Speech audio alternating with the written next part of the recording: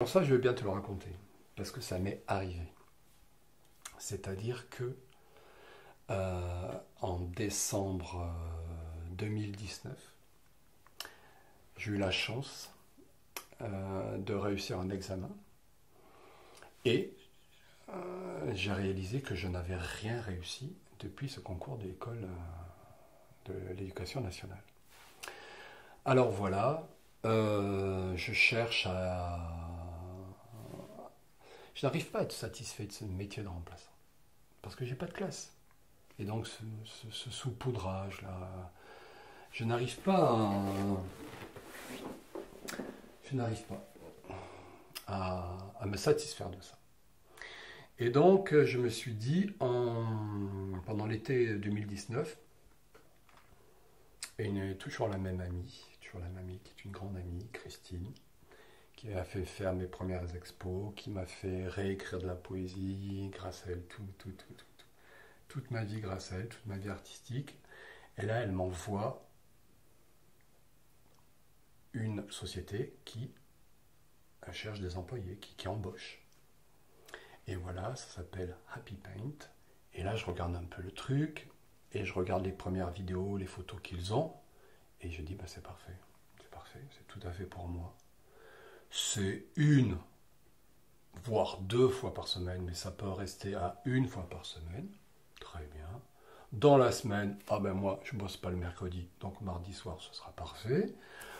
Voilà. Donc le mardi soir, on me propose pendant 2 heures d'être devant, 30 personnes, c'est avant le Covid, 30 personnes maximum, mais ma foi, j'ai 30 élèves dans chaque classe, donc ça ne me fait pas peur que ce soit des adultes, pour refaire un petit tableau simplifié, un petit tableau connu, et pour des archi-débutants.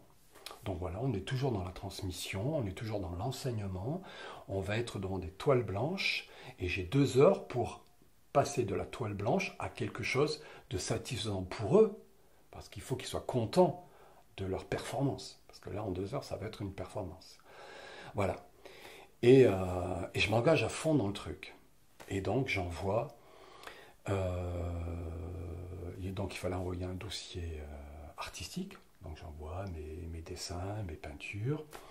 Il fallait envoyer un CV que je bidouille complètement. Tu vois, sur mon CV, j'ai le diplôme des Beaux-Arts. Je fais un CV bien comme il faut. Là, j'ai mon diplôme des Beaux-Arts. Attention, j'ai pas arrêté. J'y étais inscrit. J'ai pas arrêté en 3e année. Non, j'ai jusqu'au bout, je l'ai. Et surtout, alors super, je suis retenu pour l'entretien. Et paf, je me pointe à l'entretien. Alors, ces gars-là sont sur Paris, hein, c'est une start-up parisienne.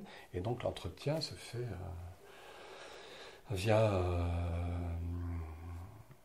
Internet, quoi, là, une webcam. Ok. Et là, je sens bien les questions où j'ai pas la réponse, mais il faut que je bluffe. Est-ce que vous avez un site Facebook? Ah bah oui. Oui, j'ai 300 abonnés.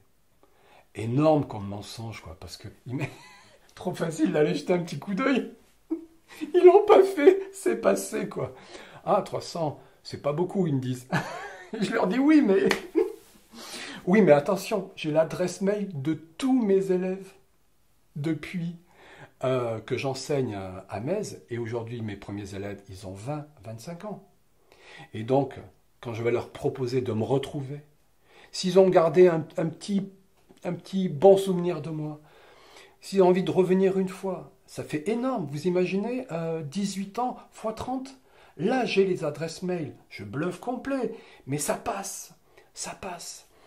Et puis des fois, je suis pile poil. Il me dit, mais est-ce que vous allez être capable de vous adapter à un groupe nouveau à chaque fois? Et là, je suis remplaçant depuis 2 ans. Je dis, mais attendez, c'est mon métier tous les jours, là. Tous les matins, j'ai une classe nouvelle. Et là, il faut que j'envoie. Ah ouais, oh non, c'est bien. Ah ouais. Bon, enfin, tu vois. Mais bon, il y a un petit hic. Je vois qu'en face de moi, ils ont 30 ans, quoi.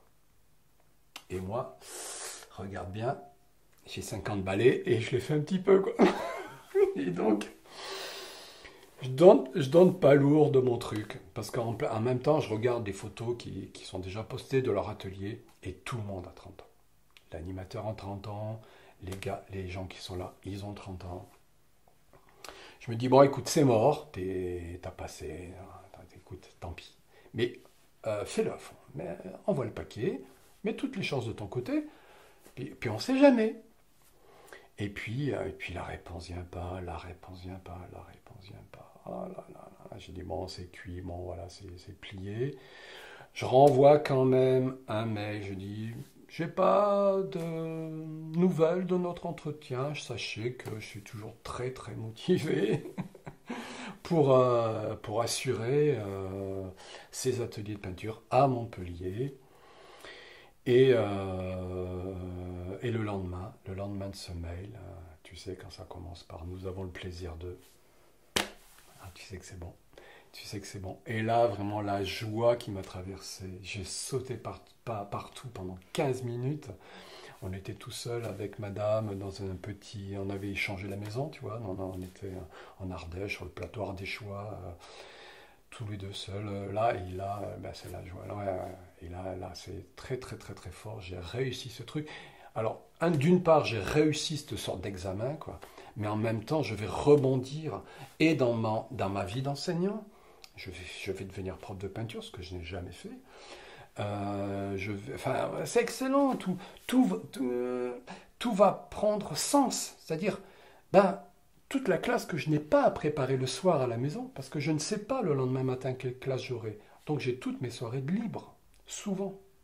Et bien là, je vais préparer cette leçon de peinture, etc., etc. Et tout comme ça. Enfin, c'était parfait, c'était génial. Et voilà, jusqu'à la fermeture des bars, Happy Paint, c'était parfait. J'ai donné ma démission à Happy Paint.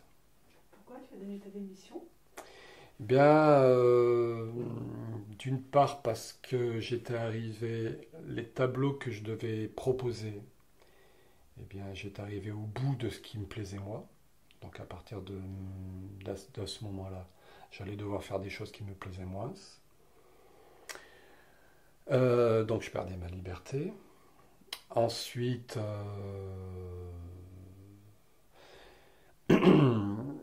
c'était pas facile le mardi soir d'aller à Montpellier, de passer 1 heure à préparer la salle. Et puis à 11 heures, de passer 1 heure à la remettre telle que je l'avais trouvée, puisque le concept c'est apéro pinceau, donc ça se passe dans une salle de bar. Bon. Après dans les bars, il y a de la musique. Si jamais c'est soir de foot, oh mon Dieu, football. Bon,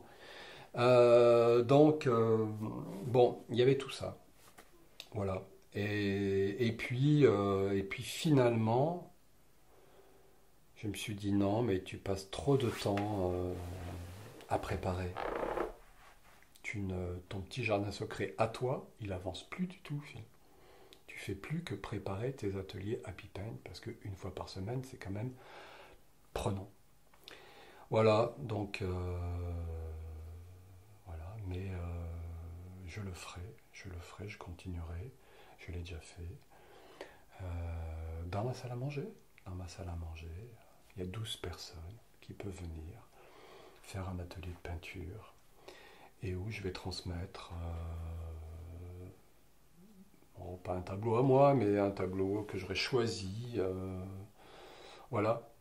Et ouais, d'être le patron de soi-même. C'est vrai que les instits, dès qu'on a fermé la porte de la classe, ça y est, on est le seul patron, le seul. Et c'est dur après de devoir faire des concessions. Donc voilà. Mais bon, c'était oui, non, c'était trop compliqué cette histoire de fermeture, ouverture des bars, aussi. Mais non, mais en fait, non, mais c'est du bluff là, quand je te dis ça, c'est pas le souci du Covid. Le souci, c'est avant tout le temps que j'y passais. Et donc mes projets personnels n'avançaient plus. Et c'est quand même, ça reste le plus important pour moi. Et après, le manque de liberté que déjà ça engendrait et que ça allait continuer à engendrer.